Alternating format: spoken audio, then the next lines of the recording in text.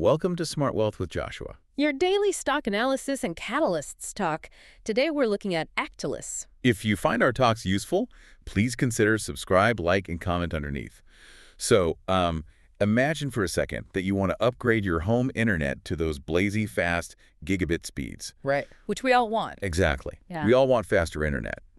But then the internet provider tells you that to make it happen, they have to send crews out to literally tear up your entire neighborhood's streets. Oh, wow. Yeah, block off traffic for weeks and lay down completely new fiber optic cables right under the pavement. It would be an absolute nightmare. I mean, the noise alone. The noise, the cost, the endless detours. I actually had a fiber crew working on my street a few years ago, and they accidentally sliced right through a main line and cut off the neighborhood's water supply for 2 days. Oh, that is brutal. But it happens all the time. It really does. That is the very real-world chaos of physical infrastructure upgrades. Now, take that headache, multiply it by 10,000, and imagine doing that for an entire city's traffic grid. Or a sprawling military base. Exactly. It's just a logistical and financial impossibility for most municipalities and large organizations. Right. I mean, the sheer cost, not to mention the operational disruption of ripping and replacing existing infrastructure. It's just staggering. You simply cannot paralyze a city or a defense installation for months just to lay new cable. And that unglamorous, everyday hurdle is the exact focus of our analysis today. We are looking at a company called Actelis. Yep. Our mission today is to unpack how this company is quietly solving the single biggest infrastructure bottleneck of our modern age. And more importantly for you listening, we are going to look at why their stock recently went on an absolute tear. The market certainly woke up to them, that's for sure. To put it mildly, looking at the data, on March 3, 2026, Actelis surged over 55% in after-hours trading. That is a massive move. A head-turning catalyst by any metric. Yeah. But we aren't just here to stare at a volatile stock chart. We want to know the mechanics driving that momentum. And that is exactly the right approach. Because while a 55% pop is incredibly exciting for traders, the real story for you, whether you're building a portfolio or just watching the tech sector, is understanding the why. Right, the underlying engine. Exactly. The core theme we're looking at today is a monumental collision. On one side, you have century-old legacy infrastructure. On the other side, you have this undeniable demand for modern, highly secure IoT, the Internet of Things. And Actelis is sitting right at the intersection of those two forces. Right in the crosshairs. Okay, let's unpack this because the fundamental technology here requires a bit of an explanation. The modern world, the literal foundation beneath our feet, is largely built on miles and miles of old copper wire. Telephone lines, legacy electrical grids. Right.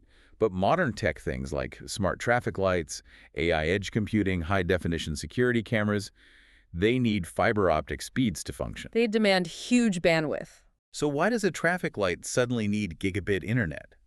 Because it's not just a light anymore. It is pulling in video feeds, radar, and instantaneous traffic adjustments.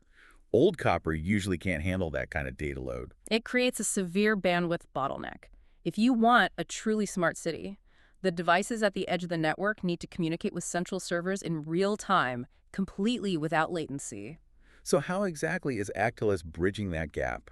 Because I was looking through the technical specs, and it all comes down to their patent-protected hybrid fiber-copper technology. Yeah, it's the secret sauce. They provide a solution that allows clients to achieve multi-gigabit connectivity over that exact same existing legacy copper infrastructure. They are essentially supercharging the old wires. Which sounds like magic. It really does.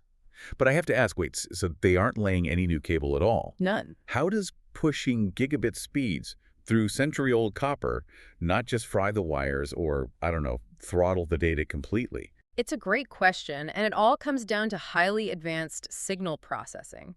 Think of it like noise-canceling headphones, but for data. Oh, that's a great way to picture it. Yeah, because copper wire is notorious for electromagnetic interference. That's the noise that slows down data transmission. Right, the static you used to hear on old phone lines. Exactly. Actelis's proprietary hardware and software algorithms actively clean up that signal. They bond multiple copper pairs together, and they push data through at speeds that were previously thought impossible without pure fiber optics. So it's like taking an old, congested, two-lane dirt road, And without pouring a single drop of new concrete, without bringing in a single bulldozer, suddenly allowing high-speed bullet trains to run on it. That is exactly what they're doing. The amount of money and time saved by avoiding a full fiber rewiring must be substantial. It is an absolute game changer for budgeting. And what is really interesting here for a wealth building perspective is how that cost-saving mechanism translates into a sweeping competitive advantage. It's a massive moat for the business. A moat that protects them from competitors. Precisely. Imagine you are a city planner in California looking at your budget. Your options are either spend tens of millions of dollars and wait 5 years to lay new fiber, or plug in Actelis today to instantly upgrade your existing copper to gigabit speeds. The choice is obvious. It's a no-brainer. And once they make that choice, it creates huge switching costs. Yes. Once a client is integrated with Actelis's hybrid architecture, it becomes very difficult for a competitor to come in and offer a better value proposition, especially if that competitor is pushing a full rip-and-replace fiber strategy. Now, regarding that competitive moat, there are some very specific acronyms regarding their tech, specifically that their systems are FIPS and JITC certified. Ah, yes, the government acronyms. Government loves its acronyms. I was digging into what these actually mean. FIPS stands for Federal Information Processing Standards, which is a rigorous standard for cryptographic modules. It's very hard to get. And JITC is the Joint Interoperability Test Command, meaning it has been tested and approved by the Department of Defense. So in plain English, Actelis's technology isn't just fast. It is highly cyber-hardened and military-grade secure. Which is the ultimate barrier to entry for their rivals. It really separates them from a generic tech startup. Completely.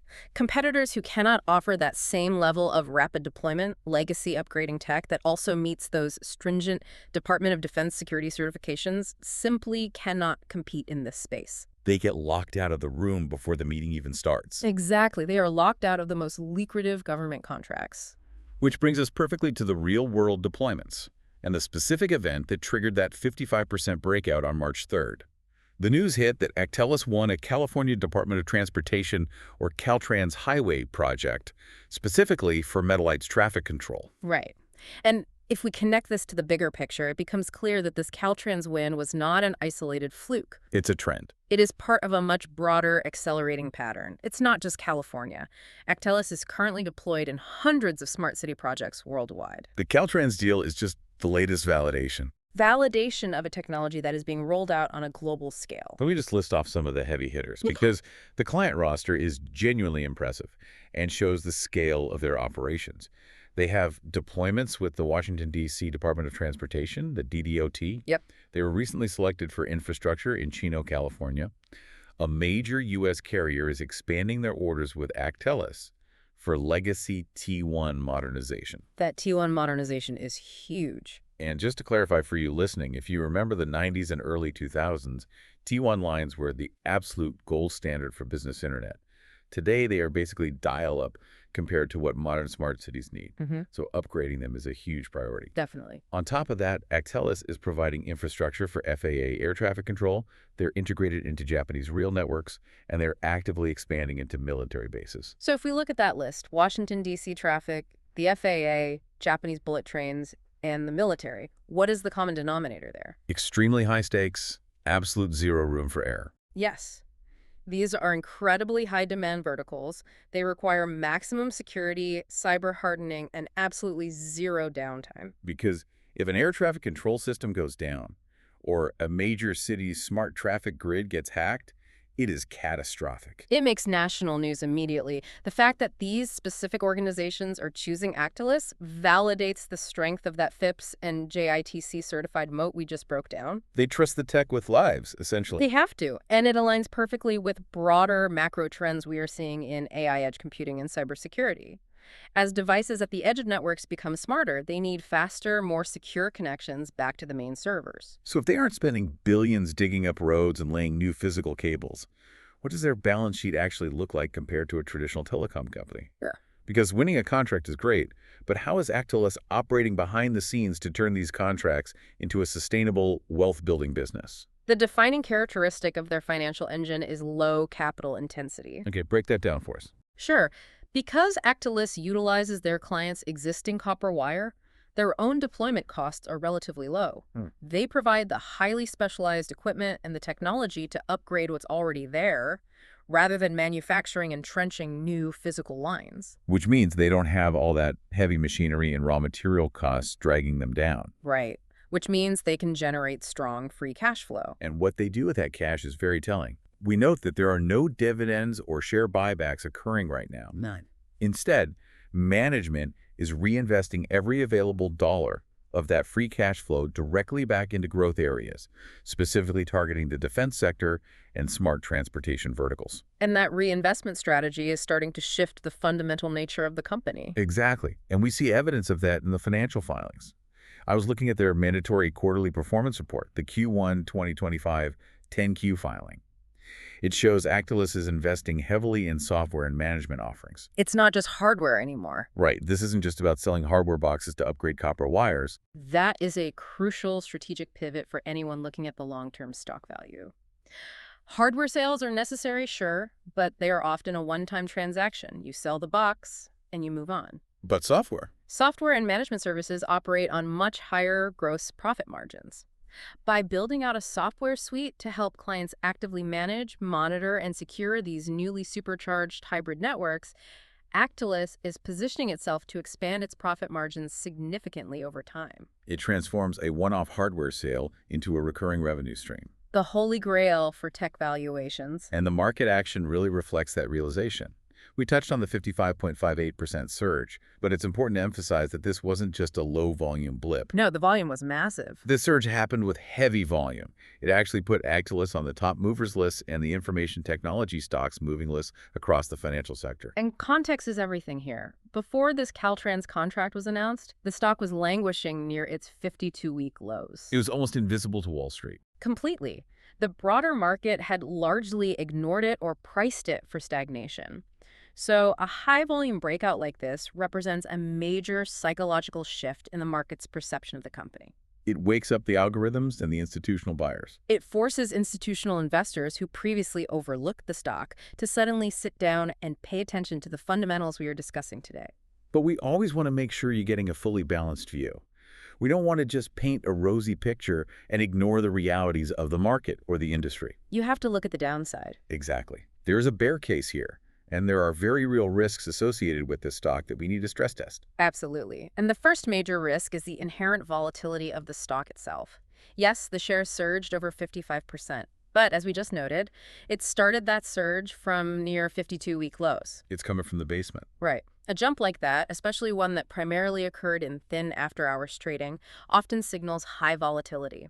You have to be prepared for sharp price swings in both directions. And it's also worth pointing out that the broader IT sector's pre-market momentum around that specific date was relatively neutral toward the stock outside of this one specific catalyst. It wasn't a rising tide lifting all boats. Exactly. It was a highly concentrated, isolated reaction to the Caltrans news. Which brings us to the second, and arguably more fundamental, risk regarding government contracts.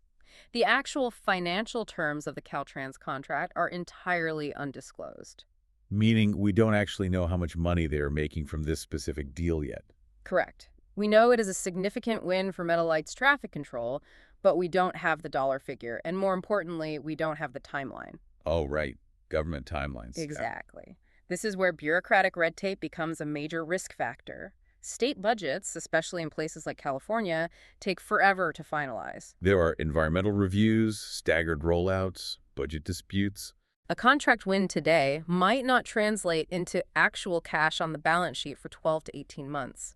If the rollout across California's highways is slow, the near-term revenue boost might be severely delayed. That is a very real concern for near-term investors. Yeah. And to push back on their mode for a second, what happens if the cost of laying new fiber drops dramatically? That's a fair question. Like, what if a competitor develops a new micro-trenching robot or a cheaper manufacturing process that makes laying fiber 90% cheaper? Doesn't that immediately threaten Actelis' value proposition? It is a valid long-term threat. If the cost of laying pure fiber eventually reaches parity with Actelis' hybrid solution, their moat shrinks. But is that happening anytime soon? Well, right now, fiber installation remains incredibly labor-intensive, and physical labor is not getting any cheaper. But it is absolutely a technological risk you have to monitor if you are holding this long term. To balance out that bear case, though, the historical data provides an interesting precedent regarding those government contract delays. Oh, so. Well, if we look at their past deals, like the ones with the DDOT in Washington, D.C. and the FAA, those started as initial small-scale pilots as well. But those pilots successfully converted into much broader, highly lucrative rollouts. The land and expand model. Yes, the technology proved itself in the pilot phase, and the clients expanded the orders. And that is a strong counter-argument to the risk of slow rollouts. Plus, the depressed valuation of the stock prior to this breakout might suggest that a lot of those risks, a lot of that uncertainty regarding bureaucratic delays, was already priced in by the market. Right. Because if you are analyzing a company trading near 52-week lows, the downside is theoretically more protected than if you are buying at all-time highs. Assuming the underlying business isn't facing bankruptcy. Which they aren't. Not at all. Their free cash flow generation suggests they are perfectly solvent. So, looking out over the horizon, what should you keep an eye out for over the next few months? What is the catalyst calendar telling us? The first major milestone will be their earnings report. Their Q1 2026 earnings are expected around May of 2026. That's the critical show-me-the-money moment. Exactly. Consensus anticipates that we will start seeing the actual tangible revenue lift from both the Caltrans contract and the ongoing FAA deployments finally hitting the income statement. Because it's one thing to announce a partnership, it's another to see the cash clear the bank. Precisely. What else is on the radar for investors? There are a few potential investor updates to watch for. First, any expansion of the orders from that major U.S. carrier modernizing their T1 lines. That could be a massive revenue driver. It really could. Second, potential follow-on orders with the Japanese rail networks. Also huge. And furthermore, there is a sweeping macro tailwind blowing in their favor right now. The federal infrastructure spending. Exactly. Sweeping federal infrastructure spending and broad defense modernization trends. Governments worldwide are waking up to the fact that their legacy systems are highly vulnerable to cyber attacks and woefully outdated for modern data needs. And Actelis is strategically positioned to capture those allocated dollars. If we see a broader sector rotation into technology and IoT infrastructure, a company with a proven, cost-effective, and military-grade secure hybrid solution like Actelis is primed to benefit. Which brings us to the ultimate summary from the analyst reports. The investment thesis gives Actelis a bullish score of 8 out of 10. That's a very confident rating. It is being pitched as an undervalued, multi-year hold.